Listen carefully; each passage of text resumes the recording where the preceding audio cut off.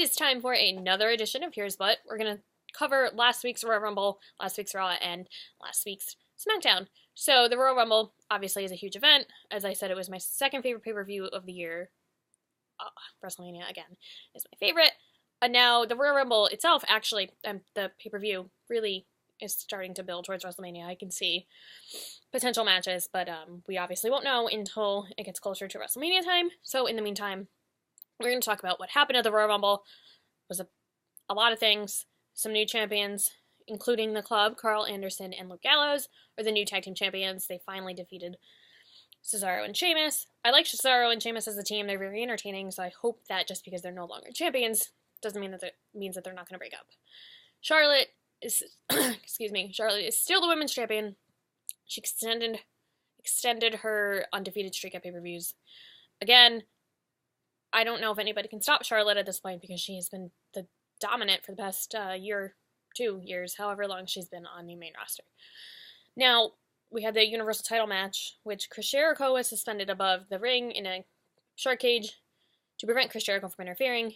He didn't interfere, however, Braun Strowman did. Didn't really learn why Braun Strowman did until later on, last night on Raw, sorry. So Braun Strowman cost Roman Reigns his Universal title. Sorry, Roman. We do, again, have another new champion. Neville is the new Cruiserweight champion after he defeated Rich Swann, who I believe was injured, so I don't think he's going to get, obviously, a rematch anytime soon. But again, we do know who is potentially going to face Neville, and I'm going to talk about that next week, because that game happened on Raw last night. Now, sorry, I have notes because a lot of things happened, so if I look down, I'm looking at the notes because I can't remember everything. The Rumble match itself, there weren't too many surprise entrants. However, number 10, surprise entrant at 10. I don't know if it was a surprise. Perfect 10, Ty Dillinger. Huge applause from the crowd. Obviously, everybody was happy to see him. He didn't last too long, and I'm not sure if that is... So, as far as we know, right now he's still in NXT. Hopefully, though, that means we see him soon, because he's going to do great on the main roster. I mean, most of the people from NXT do really good on the main roster. Now, we had a lot of surprise eliminations. Baron Corbin eliminated Braun Strowman, which was surprising to me. I mean, Baron Corbin's a big guy. I just didn't see that coming, but so it's always good to see a surprise. We had Luke Harper, who obviously has a history with Braun Strowman. Luke Harper turned on Bray Wyatt, Wyatt family. That was surprising. I don't know if that was smart on Luke Harper's move, but what are you going to do? So, Goldberg, Brock Lesnar were in the match. Goldberg, again, humiliating Brock Lesnar. Eliminated Lesnar. Pretty much once Goldberg had entered. Got the tables turned on him. The Undertaker eliminated Goldberg. However, so many surprise eliminations, I'm telling you. Roman Reigns eliminated The Undertaker. Undertaker clearly not happy. So much going on. There's a lot of match potential coming out of this, so it's going to be interesting to see. And Randy Orton was your winner. Now, that's not surprising in the sense that obviously Randy Orton's been around for a long time. He's a veteran. I honestly saw somebody younger and newer winning, but, you know, things happen. Randy Orton is the Royal Rumble winner for 2017. He's going to face John Cena.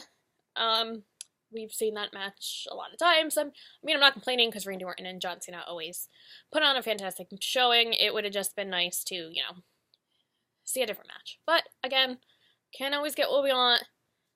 So, we're going to see Randy Orton and John Cena. Actually, we're going to get to it in a little bit because we may not see Randy Orton and John Cena at WrestleMania. So, last week on Raw, Sami Zayn defeated Chris Jericho in a non-title match. This week on Raw, they had a title match. I'm not going to discuss that now. Now, as I said before, Braun Strowman cost Roman Reigns his Universal Championship match at the Royal Rumble. The following night on Raw, he demanded a match for the Universal title against Kevin Owens. Match was granted. Roman Reigns turned the tables and cost Strowman that match. Now, Brock Lesnar appeared on Raw, obviously not happy about what happened at the Rumble, challenged the challenge Goldberg for a match, the last match between these two at WrestleMania. This past week on Raw, we got Goldberg's answer. The main event, well, it's the main event. Triple H came out, called Seth Rollins out. Seth Rollins obviously has been wanting to get his hands on Triple H for a long time. Unfortunately, it was a trap. Samoa Joe from NXT appeared, pretty much annihilating, I can't say pretty much, he annihilated Seth Rollins. We found out later that, unfortunately, he caused an injury, I believe it's Seth's MCL, to the same knee that he tore the MCL and the ACL last year, and was out for almost 9 months now. We don't know the exact extent. I have heard that he's only going to miss 6 to 8 weeks, which, obviously we don't want to miss anything, but if anything, that's a pretty short amount of time. He may make it back for WrestleMania.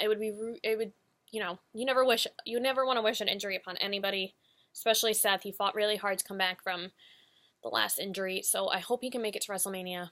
Obviously, keeping positive thoughts for that. Alright, on to a little more happier news, I guess. I mean, if you're John Cena, it's not really happy, but Smackdown has the exclusive pay-per-view Elimination Chamber.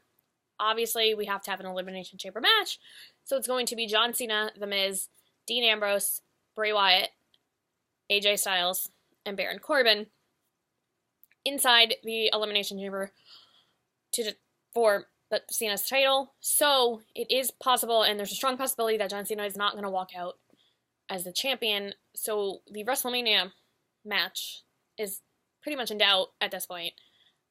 We know, if anything, John Cena can overcome everything, but I mean, those are the 5 top guys on SmackDown that Cena has to face, and inside an Elimination Chamber of all things. So it's going to be a pretty, massive hurdle to overcome. So we do not know if Randy Orton is going to face John Cena at the Royal Rumble for the title, but we do know that Randy Orton is going to WrestleMania and is fighting for the WWE Championship. We just don't know who the champion is going to be at WrestleMania. We have more matches now for the, not the Royal Rumble. We have more matches already planned for the Elimination Chamber. Alexa Bliss, the SmackDown Women's Champion, and Naomi are going to have a shot. Now, this is Naomi's, I believe, it's her first title shot. As last week, she's been feeling, neglected. Obviously, there's been Becky, Nikki, Natalya, and Alexa, and Naomi's been overlooked, and she is one of the top athletes, not just in the female, all over at WWE. So she really wants her shot. She's going to get her shot at Elimination Chamber. However, we have Mickie James in Alexa Bliss's corner, so anything can happen. Nikki Bella and Natalya are going to get their hands on each other at the Elimination Chamber. As of right now, I believe it's just a singles match. Daniel Bryan is tired of them fighting. I'd like to see some kind of stipulation. Who knows? But again, Nikki and Natalya are veterans, and they always put on a great match. So, moving on from veterans to, newbies on SmackDown. American Alpha have been champions for, a couple of months, but, as they said, people didn't even really know because they haven't defended their titles, so they called a open challenge. All of the tag teams on SmackDown accepted. Not exactly what they were looking for. So it's official at Elimination Chamber. There's going to be a tag team turmoil match for the tag team titles. And again, this obviously does not favor American Alpha. But these two, I almost called them kids. They're probably a little older than me. But these two have proven that, they're the best tag team on SmackDown. So if anybody can overcome that, it is going to be them. Again, this is the point in the show where I discuss who is next and who to watch. It's a little different this week. Who you need to be watching is another interviewer. I know I already talked about Kath Kelly, but this is the job I want to get into. Charlie Caruso. She's on Raw. A lot of people confuse her with Andrea DeMarco. They are not the same person. I know they're all brunette, but Charlie Caruso, you've seen her on Raw. She did the UK tournament. It seems that WWE has very high hopes for her. She did the Raw pre-show when they had it. They're not doing it anymore. She's been doing the NXT TakeOver panels, the pre-show again, which Renee Young used to do, and obviously Renee Young is the top interviewer in WWE, so for them to have Charlie taking her spot, that clearly means they have big plans for her. She is great at her job. She's knowledgeable. She's just so adorable to watch. I mean, come on. Now, somebody who's not, I mean, okay, I don't want to say not so adorable, because I don't mean that, but I mean, she's a tough woman who WWE should sign is Nicole Matthews.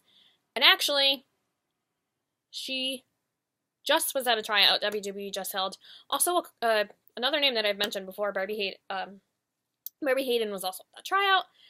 But Nicole Matthews, obviously WWE has seen her. If you have not seen her, you need to check out her work. She is one of the top female wrestlers in the world. And I'm so excited that WWE is interested in her. I really hope that they sign her. They had a lot of, this past tryout was, I believe, 41 people.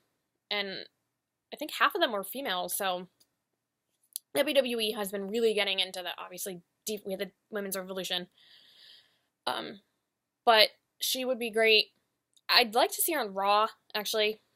I think SmackDown's pretty packed, and I'd like to see her face Charlotte, or even Bayley, or Nia Jax. So, fingers crossed that they sign her. It's looking good, because again, like I said, they obviously have, they're obviously interested in her, or they would not have brought her to a tryout. And that is the end of the show this week. I will be back next week, and as I said, we're going to cover Raw from this week, SmackDown tonight, NXT, and I'm getting confused. There's so many shows. 205 Live. If you have any comments, please leave it below, and I will see you next week.